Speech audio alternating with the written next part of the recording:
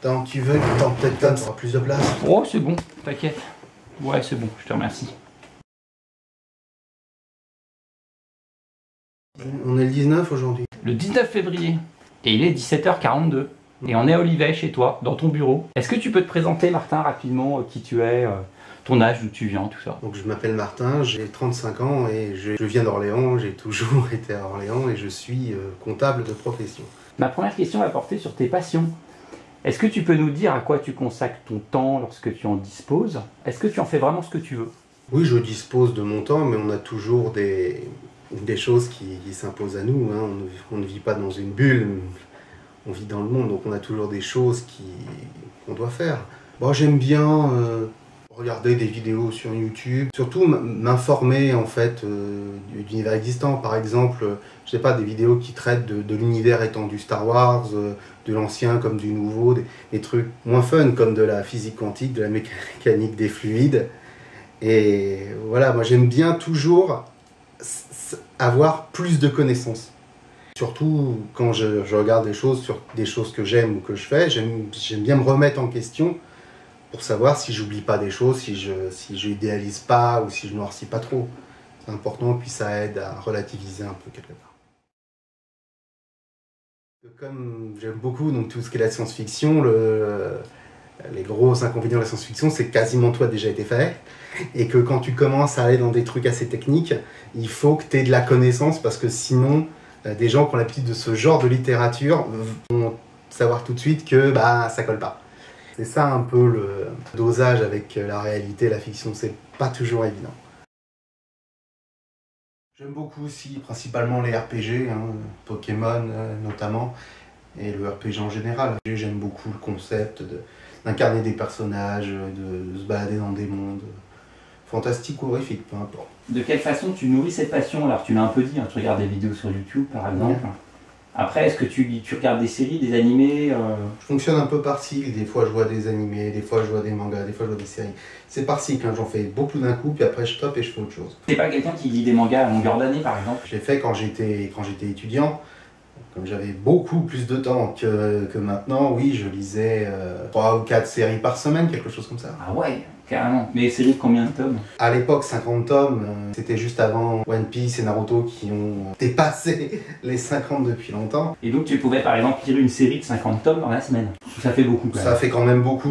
Quand je regarde des séries, je me fais peur, je fais 24 épisodes en moins d'une semaine, donc c'est quand même un peu beaucoup. À l'écriture, c'est un peu différent, c'est que je passe en fait l'année à peaufiner l'histoire que je vais faire en fin d'année. Donc une fois que j'ai l'inspiration, après il faut que je cherche les éléments, voir si c'est possible, ce que je peux faire avec mon propre style d'écriture, les limites, etc.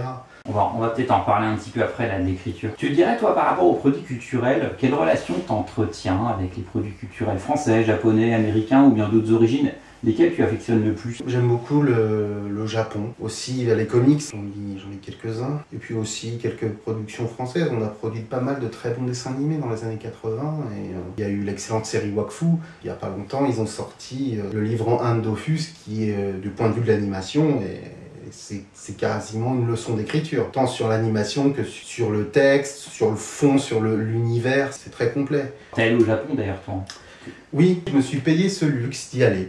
Pendant 15 jours, hein, j'y suis allé, j'ai pris le parti pris d'aller dans l'histoire du Japon, c'est-à-dire tout ce qui fait toute leur histoire, leur culture. Par exemple, j'ai été visiter Kyoto, la ville des temples. Je me mettais à Hiroshima. Enfin, il est forcément un peu radioactif. Il est visitable, il est même habité. Pour une note plus légère, j'ai pu aller au fameux quartier Akihabara. C'est énormément de boutiques, c'est sympa. Faut éviter de dépenser tout son argent là-dedans, mais tu trouves des trucs sympas. Et j'ai même trouvé un magasin d'estampes là-dedans. On m'avait demandé de ramener une estampe, et je suis tombé dessus par hasard. Donc il y a un magasin, je sais même plus s'il existe, ça fait plus de 10 ans quand même, qui vend des estampes. Shinjuku, c'est le quartier de la mode, hein.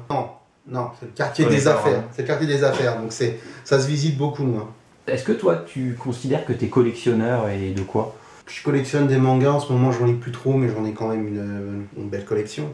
Non, ce que je collectionne beaucoup, c'est les cartes Yu-Gi-Oh! J'ai une armoire pleine là, juste à côté. Pareil, Hearthstone est très bien. Et comme beaucoup de jeux de cartes, il faut continuer à jouer dans le temps parce que sinon, si tu te coupes à un moment donné, les mécaniques changent et tu sais plus. Et les cartes? Je jouais à Hearthstone, après j'ai arrêté de jouer pendant peut-être 6 mois, j'y suis retourné. Et les gars me sortaient des cartes que je connaissais pas, que j'avais jamais vu, ça faisait table rase de... Ouais. En fait, j'étais à my god. Et c'était impossible du coup, j'avais des decks qui tenaient plus la route. Ouais. C'était impossible d'avoir le moindre espoir de vaincre. Et après, du coup, ça m'a fait arrêter. Le problème du metagame, c'est qu'il faudrait jouer 2 heures par jour à tous les jeux de cartes pour pouvoir, pas forcément gagner, mais rester à ce qui se fait. C'est ça. Et c'est pas forcément évident. T'es joueur, mais t'es aussi maître du jeu. Et qu'est-ce que tu préfères entre les deux? Quel rôle tu préfères et pourquoi? Voilà, déjà le jeu de rôle, ça a commencé, comme beaucoup, avec le fameux Donjons et Dragons qu'on a usé avec mes potes de l'époque et mon frère jusqu'à l'os. On se faisait des parties jusqu'à 3h du matin. Et moi, j'avais beaucoup accroché. Mes parents étaient rôlistes aussi. Ah oui, d'accord. À l'époque du premier Donjons et Dragons. Donc à l'époque, il y avait des figurines, il y avait des choses. Mais c'est vraiment ce bouquin qui m'a fait aimer. Puis après, j'ai été dans les assos et j'en ai vu d'autres. L'intérêt en fait, les deux, c'est intéressant. La première, c'est que quand tu es joueur, tu peux expérimenter à peu près tout ce qui existe. T'as pas le boulot derrière qu'à le maître du jeu pour préparer. Et puis maître du jeu, c'est bien parce que ça te permet de sortir un peu de ta coquille si t'es un peu timide, qui est mon cas, mais ça te permet de voir tes limites. Et puis, ce que j'aime bien dans ces cas-là, c'est quand les gens sont heureux, qui rigolent. Moi, ça me fait plaisir, ça me suffit, moi. Ça me fait ma journée. Et en termes de jeu de rôle, quels sont tes univers de prédilection? J'aime beaucoup l'heroic fantasy. J'aime beaucoup l'univers de Cthulhu, c'est quand même très très intéressant, des enquêtes, c'est vachement sympa. Star Wars, c'est particulier, c'est un univers tellement riche où tu peux faire à peu près tout ce que tu veux. La SF, oui, c'est sympa. Moi, je rechigne sur rien du tout. Donc, mais bon, moi, je peux pas masteriser de l'horreur. J'ai essayé une fois, ça n'a pas marché. Quand tu fais une partie de Cthulhu et que tout le monde est mort de rire, je pense que c'est loupé. Sauf si on connaît par cœur et que le scénario est classique, il y a moyen quand même de rigoler peut-être, je sais pas. Qu'est-ce que tu apprécies dans la pratique du jeu de rôle? C'est convivial. Je dis l'avantage du jeu de rôle, surtout le papier, c'est qu'on sort des écrans, parce qu'on est bombardé d'écrans du matin au soir. L'avantage du jeu de rôle, c'est que contrairement aux jeux vidéo, c'est que tu es libre d'à peu près de faire absolument tout ce que tu veux. Alors qu'un jeu vidéo, tu suis une trame, c'est près des codes, à moins de connaître, de pouvoir craquer les jeux, tu peux pas, mais là, tu peux faire comme tu veux. Et c'est ça que j'aime bien. C'est vraiment que tu peux montrer des côtés de ta personnalité que tu montrerais pas, essayer des choses. Tu peux t'exprimer, t'es pas prisonnier du logiciel. T'es pas prisonnier, puis surtout tu vois des gens. Et c'est plus organique en termes de rythme, et voilà, et c'est social. C'est surtout c'est social. Et si tu n'avais pas fait du jeu de rôle, tu serais pas en train de répondre à cette interview tout de suite, par exemple. Si je jouais pour le jeu de rôle, je connaîtrais pas tout le monde qui est à l'assaut. C'est vraiment génial. Il n'y a pas de limite à ton imagination, à tes délires. Par ailleurs, tu écris, alors on en a un petit peu parlé tout à l'heure, mais tu es l'un des auteurs des 3 publications des Bâtisseurs de rêves, qui ont vu jour jusqu'à présent, avec une 4e à la fin de l'année. Est-ce que tu peux nous dire quelles sont tes sources d'inspiration? Je puise au fond de moi, mais je m'inspire quand même de tout ce qui est autour de moi.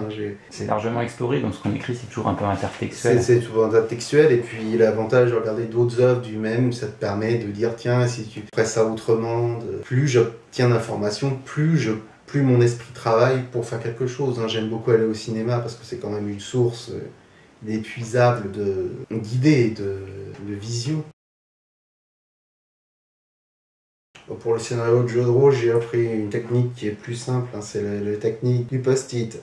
Tu mets grosso modo l'idée que tu veux, et après, tu laisses les joueurs libres. Tu fais les faire ce qu'ils veulent, parce que de toute manière, ce que tu as prévu, ça ne marchera pas. C'est les joueurs qui écrivent le scénario, on peut. C'est ça, le principe du jeu. C'est un peu le principe, parce que tu peux pas... Justement, je reparle de Cthulhu vite fait. Justement, j'avais un scénario, c'est là où j'avais un scénario ultra codé, ultra écrit, et si les joueurs ne veulent pas y aller, ils y vont pas. Mais pour l'écriture, c'est un petit peu différent. C'est plutôt une question d'humeur, en fait. Quand j'écris, peu importe ce que c'est, faut que je sois de bonne humeur. Faut que je sois calme, détendu. C'est pour ça que je me laisse en général 1 an pour écrire les livres, parce que... Tu choisis les bons moments comme ça. Quand on écrit, ce qui est bien, c'est t'as une idée, il faut la laisser mûrir.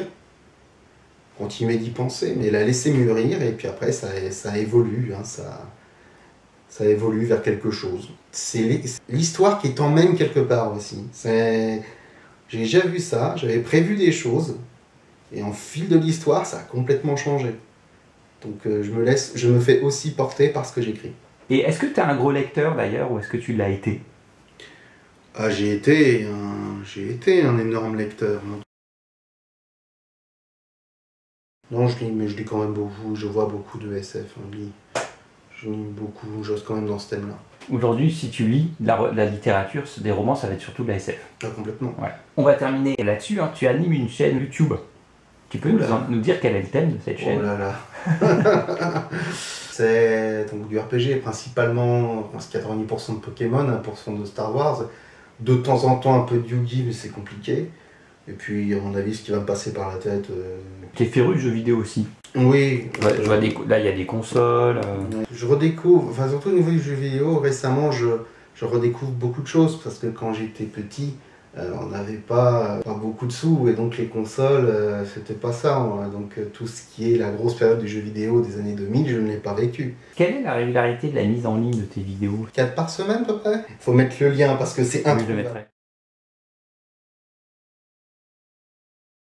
Bah, les yeux bleus, ça fait rapport au dragon blanc aux yeux bleus, hein. Je n'invente rien. Ok, bah écoute Martin, merci beaucoup pour ton temps, toutes ces réponses. Tu connais Innominé Satanis, Magna Veritas? Oui, bien sûr. INSMV. INSMV. Il est neuf, hein. Il est neuf le truc. D'accord. Jamais utilisé.